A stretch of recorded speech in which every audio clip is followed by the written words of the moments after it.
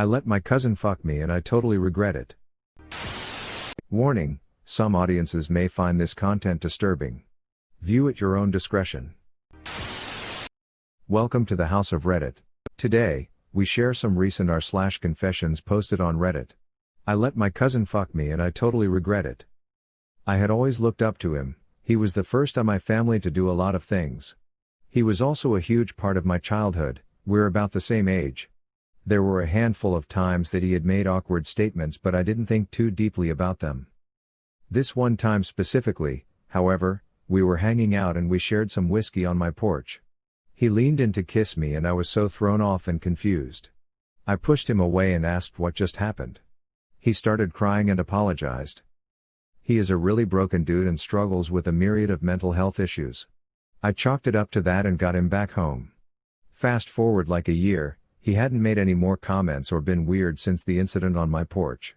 I was in a really low place in my life and I found myself isolating from friends and family. So, when he asked to hang out, I was just excited to be around someone. It had been a particularly rough semester. The majority of the night was pretty normal. It didn't start to get uncomfortable until the end of the night. I don't remember when I caved into the pressure of the asks. The moment I let it happen, and the actual sex is still to this day, kind of a blur, tbh. When he was done, he asked me to split the morning after pill cost with him. I did. It made giving in feel like more of a choice when I helped buy it. So in the end, even if I didn't want to go through with it, the sex didn't feel like rape. But I don't feel like I enthusiastically consented, I kinda just gave in. The next morning we acted like nothing happened and we never talked about it again, except for once more at my parents' house when he asked if we could do it again. I made excuses as to why I didn't want to, but the real reason was that I feel gross, and I just don't want to do that ever again. He once made statements insinuating he wanted to talk about it again on Snapchat, but I didn't reply. I feel a lot of guilt. I love him so much as family, so it's not like I never want to see him again.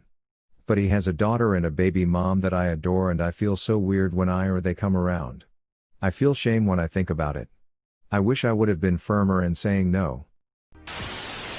I lost my virginity to my half-sister. I've never told this to anyone, not a single person. I've kept this secret for about 14 years now. My father is a real piece of shit and he has a lot of kids, like 10 or more probably, and about 4 of them are the same age as me. When I was in 7th grade, I found out a kid I always hung out with at school was actually my half-brother. My half-sister is also right around my age and I didn't meet her till I was about 14 or 15, when her mom and my mom agreed that we could meet. She would come hang out at our house for a day or two every once in a while. Let's call her Jen, not her real name obviously. Jen would hang out with me and my friends and we would just do typical teenager things, watch movies, hang out at the park. All of my friends thought that she was really hot and would always give me shit about it. She is an attractive girl who had developed early. She had big boobs and a huge ass. We never did anything to each other till about a year into us knowing each other.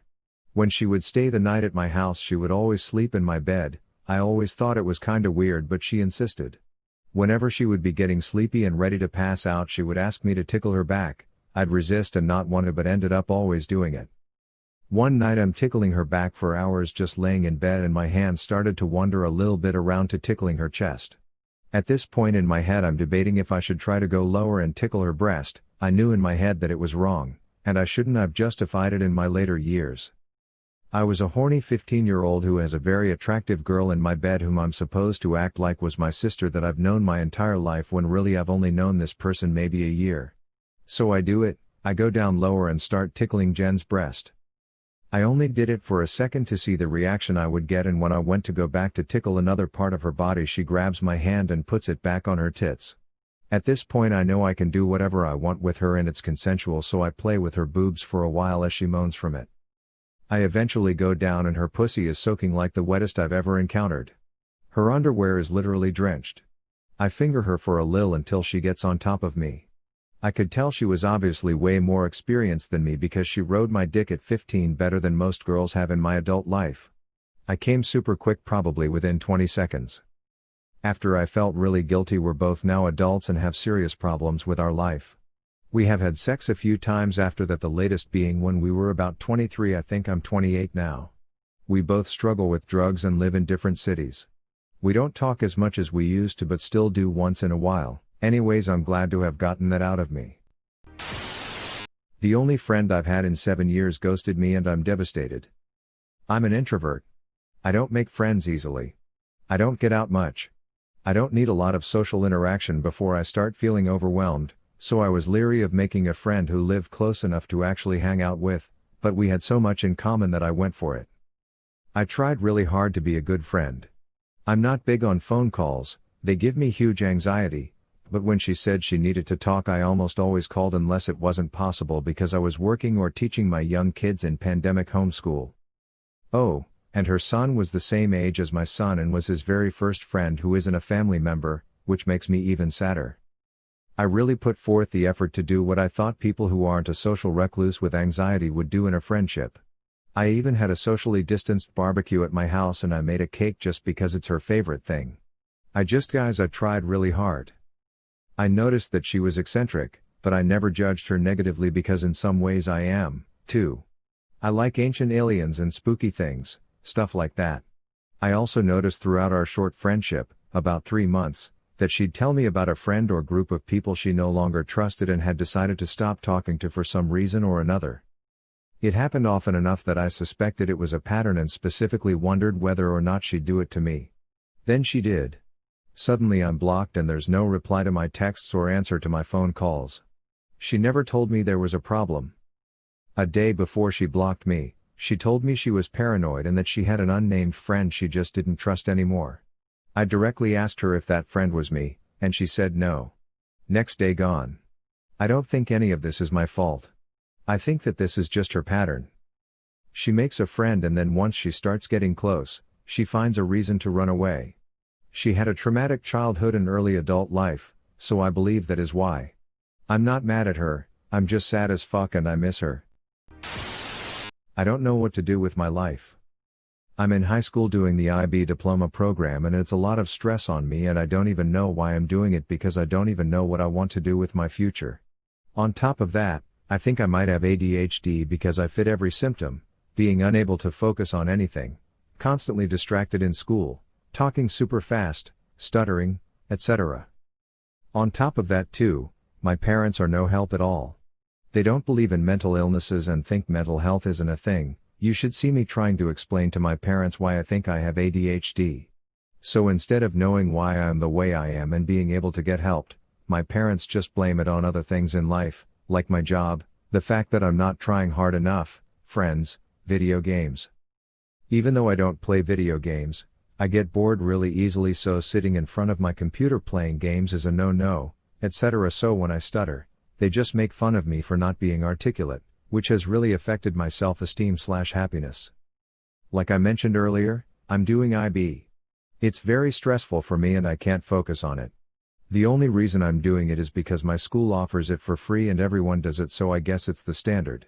I don't know what I want to do in the future, but I guess doing IB opens doors.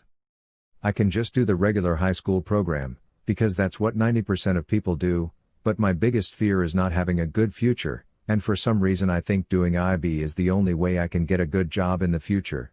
I always got straight A's, but I noticed my grades getting worse once I started IB.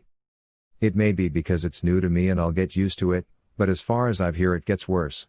Now let me talk more about my parents. Both my parents don't believe in mental health. My dad has a very big power complex and he's not the smartest person, so that's a bad mix.